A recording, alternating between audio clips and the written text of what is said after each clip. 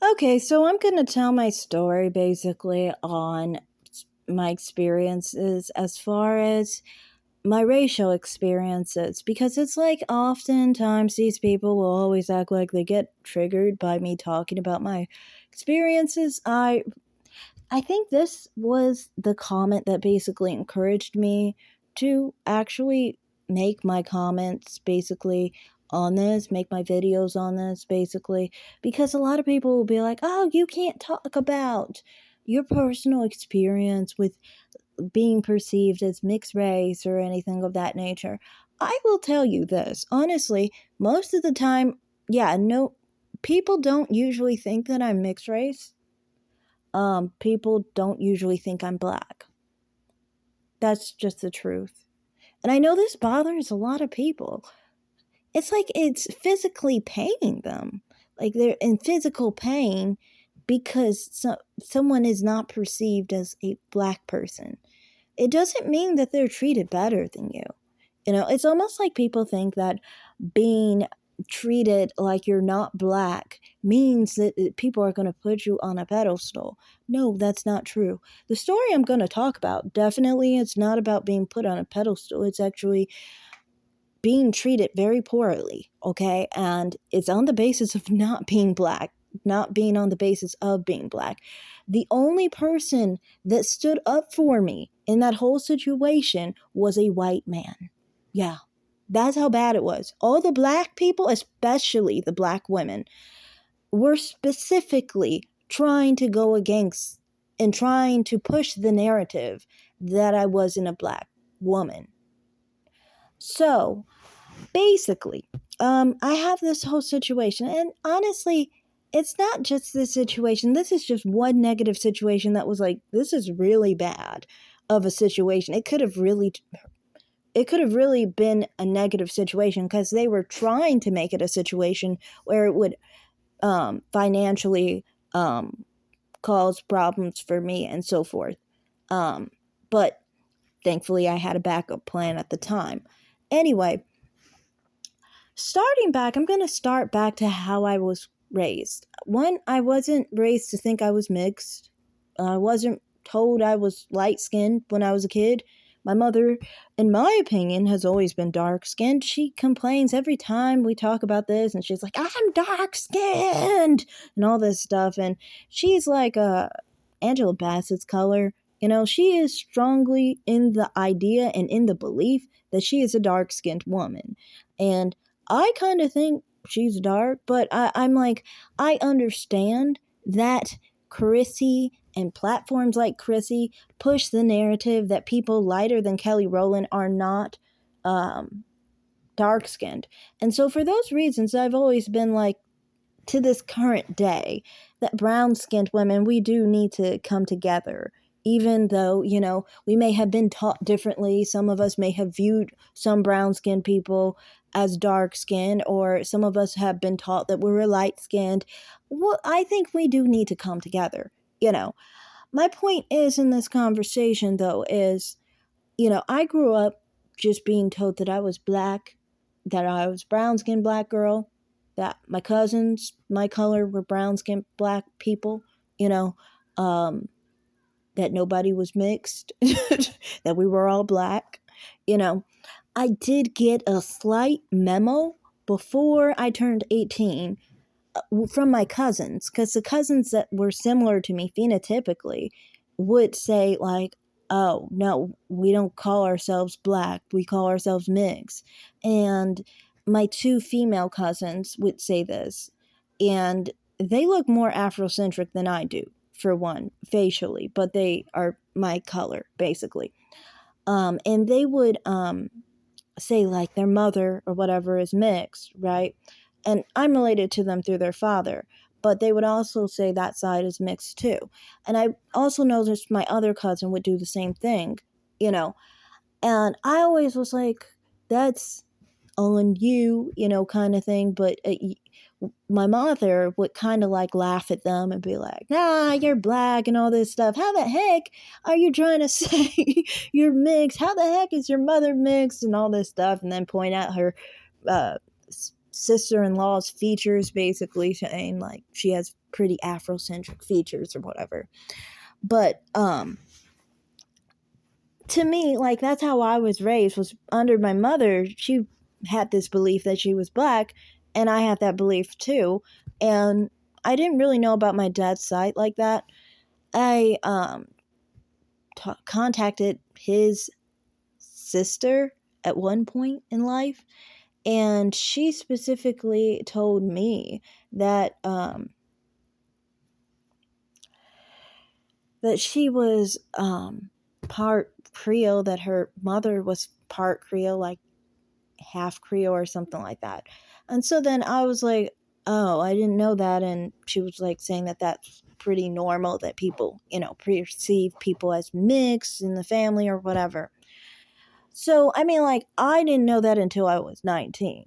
So, from my perspective, I didn't really get much of a memo in this situation. I mean, if I would, it would have been easier if people would not have asked me, what are you mixed with, and what your nationality is. If that would not happen when I was 18, because I would always be confused, like, what the heck do you think I am? And it would come from black people. That's the thing. It would come from dark-skinned black people. Now, sometimes it would come from light-skinned black people. Sometimes it would come from black people my own color. But it would usually come from black people. Rarely, maybe a Hispanic, I guess, or ever so rarely a white person. But white people don't usually like to talk about race. They really don't, especially not to black people or people who are of color of any sort, because it can seem racist, basically. Like, if it's someone who is closer to their skin tone, they're more likely to ask that question. Anyway, so in my experience, basically, with like black people and things of that nature, from the get-go, when I was 18, because before I was 18 I didn't interact with people a lot. Like, that's one thing. I was actually isolated as a kid. I was homeschooled, so I wasn't around a lot of people growing up, basically. But when I was like, I actually was around somebody when I was like 14, I think. It was summer, and sometimes every now and then someone would ask me my ethnicity. Again, black people, or people who were connected to black people, like they had children that were mixed or something like that. Anyway, so, I mean, I had not known how to really handle that. And I always tried to put it to the side, because, like, the way my mother was, she would say that people asked her if she was mixed, and she would generally try and say, like, that she would ignore it or pretend they didn't ask that question, or try and avoid it, basically. Try and forget it, you know? But for me, it was more problematic, because it's like I would get it more often. And I guess my experience when I was 20 kind of let me know, oh, you really, really do not accept me as a black person. You just don't. And when I say that, this situation kind of showed me that even as much as I wanted to fit in, I wasn't really going to fit in. And what happened in this situation was, specifically, I was roommates with first a biracial person. They were black and Samoan, I believe. And with that whole situation, it was kind of like they were specifically a lot lighter skinned than me. Obviously, they're very light skinned. And they had like Afrocentric hair, or Afrocentric features, I guess you could say. And the thing was with this person was they didn't specifically like people who were specifically, they didn't like people who were black, okay? And they would say things to me that they wouldn't say to dark-skinned black people. And they would make fun of dark skinned black people or black people in general's hair when they straighten it, and other different characteristics. Basically, they make fun of black people because they didn't like the phenotype of black people and they didn't like the aesthetic. So they look down on black people. Most definitely. They definitely look down on them. And they were just really racist to black people, honestly. Like, in a very racist manner. They didn't like black people. And it'd be interesting because it's like you're half black. But anyway. Well, she was a transgender woman, by the way. And I got another roommate. We got another roommate. She was a black woman who was dark skinned. She claimed she was my color, but that she tanned so much that she stayed dark skinned. I don't know if that's true. But she had a mixed grandmother, and she got along with the other girl fine. She did not know, obviously, that the girl was racist towards her, or to dark skinned black women, or that she would clown dark skinned black women or anything of that nature. She didn't know that, but she did seem to definitely accept her and like associating with her and things of that nature. She didn't have any issue with me either, up until the other lady came along, the dark skinned lesbian came along. When she came along, she specifically had an issue basically with me on a deep level, definitely more than the biracial transgender woman. Okay, she had an issue with me from the start. You could tell that she didn't recognize me as like one of the black women, basically. And it's not like she was the only one who did that. I mean, I saw a lot of different people who, like, they'd have friends who came over, and like many people in the area who were black would sometimes think that I wasn't racially the same as them. But she wouldn't accept it even after I did say that I was black.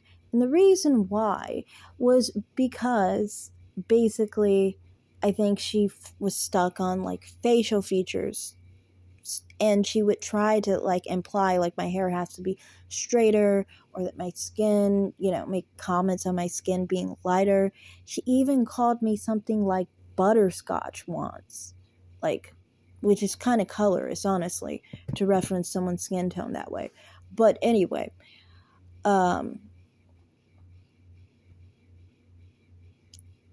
remember what happened was, you would say that at first I got along okay with them, but then there was this whole situation where I specifically didn't. This person, the lesbian, wanted to watch lesbian porn on my phone, and I don't like women. I'm not attracted to women. I am very negative towards women, honestly, on the sexual sense. Like, I think that men wake up much prettier than women do. That's just how I think of it. They're natural beauties, honestly. And I feel more of an energy just in total with men. Like, I don't know. It's just something that attracts me to men, but I'm not attracted to women. So for me, I do find, lesbian or anything involving a woman as very unappealing, unattractive. Ugh, basically. Um, and she had a fit about this for days to come until we had our large blow up where she got really mad. Well, she got mad one day and was trying to say that I was homophobic or whatever, right? Because that was her whole problem, was that she thought that I was homophobic and she was angry at me for that. And that was the whole issue. There was no issue on race. I never did anything to imply that there was any issue with race. I'd never, for me, the way I grew up was I saw my mother, who is, in my view, dark skinned, how I was raised. She was supposed to be dark skinned. I viewed my mother in the same lane racially as them. And looking back, I get that maybe there's a slight difference, but hardly any, you know. And I want to do a video on that too, on dark skin representation, but that'll be another video. So to me, that was mainly the issue, basically. But what happened was she tried to turn it into race after she felt like she was going to be seen as in the wrong, as far as like me going to people up top higher, as far as at college, people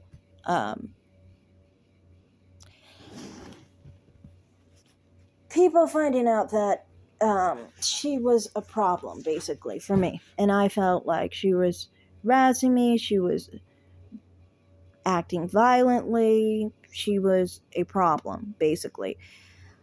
And she tried to throw up race as an issue, basically, in this situation. She specifically tried to say that because that night she had specifically said, that I specifically said that I ate chicken that night to my mother, that I was somehow making fun of black people, and that I was some Indian girl who was racist to black girls, based off of saying I ate chicken, basically. Like, that was it. Like, she was trying to say I was racist, basically, off of it. And that's when I realized that the power that black people have over me is something I never want to happen again. And that's why I never like to associate with them to that extent, because I feel like if... But yeah, exactly. I'm sorry, I had work just a second ago. Um, so anyway, what I was saying was, specifically, I didn't want to interact with a lot of black people based off of that, because I understood that they had that strength over me. That's why I talk a lot about dark skin privilege, because I know a lot about that. Like, literally, she had me kicked out specifically because she said that I was racist against her. Biracials can't be used that way. You see, the biracial transsexual who had issues with dark-skinned black people could not be used that way. I remember when I was kicked out, the black people in charge specifically were in favor of me being kicked out, because they were saying, oh, she's not really black, she's just some racist Indian girl. Sometimes people say there's one thing, but they're not really. That's what one lady said. And, yeah. There's only one white guy who specifically was like, well, they're all black, right? But to black people, it's different. Sometimes. It's weird. And it's like, for me, in my experience, I've seen many biracials fit with black people. And I look at plenty of biracial people's experiences. They don't specifically say that black people will try to use their race against them. They don't. They say, like, for example, that black people use color against them. They will say, like, that I'm more black, that I'm the representation of blackness, that I am, doing, I should be represented by someone who looks like me, They try and do that. But they don't specifically exclude them like that. Like, that's not a part of the same race as me. Like, total rejection.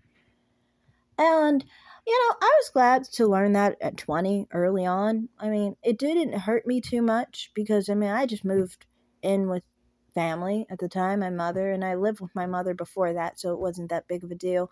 But it was still upsetting, because it was like, really, based off of the fact that I'm not your race, you're saying that I could be, like, you could really literally argue that I'm racist to you for being black when I am black too, but you're pushing the idea that I'm not black.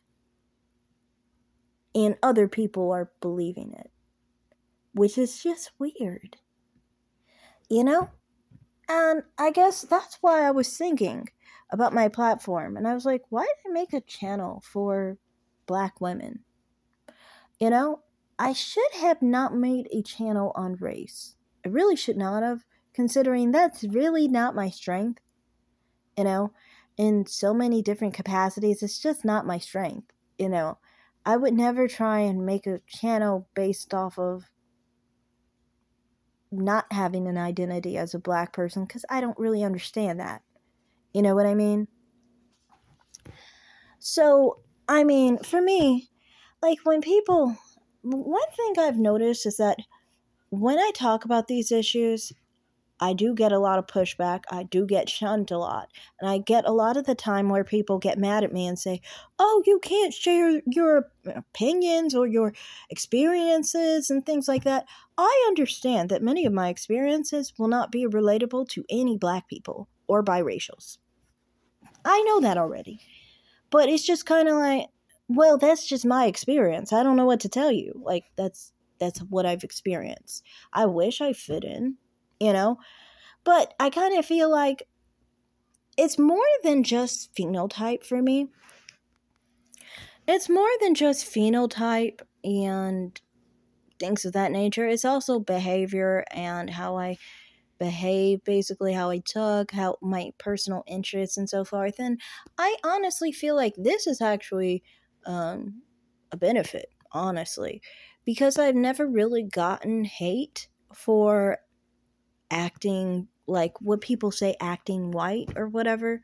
That's never happened for me because generally I don't really get put in the same category as black Americans often. And so that's a part of my personal experience where it's like I'm not culturally expected to do certain things, you know.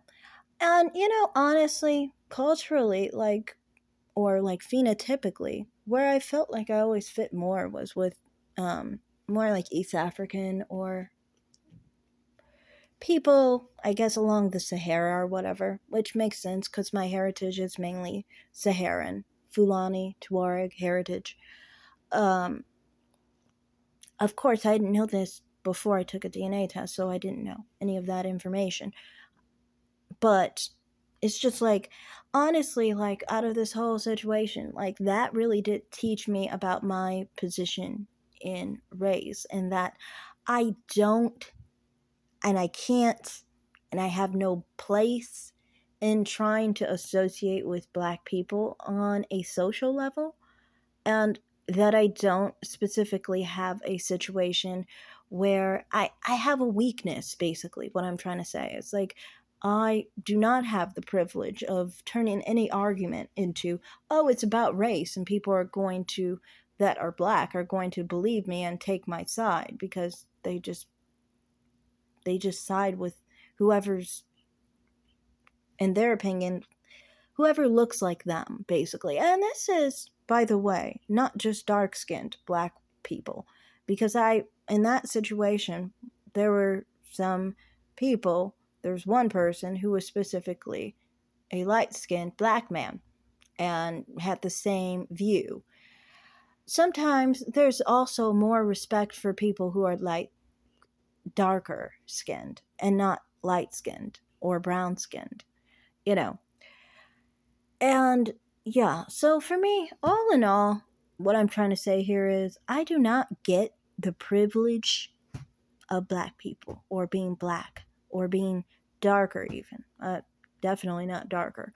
But I just don't get any of those privileges, and I know my place in that regard, so I should have behaved accordingly, but I didn't with this channel, you know. For some reason, something in me thought that I could just associate with black women and somehow that they would relate to me as a black woman when that's never happened in my whole life. The best way I coexisted with black women, and this is of any color, was specifically by being distant. But yeah, that's all I have to say in this video. Thanks for watching. Like and subscribe, comment down below, and have a great day.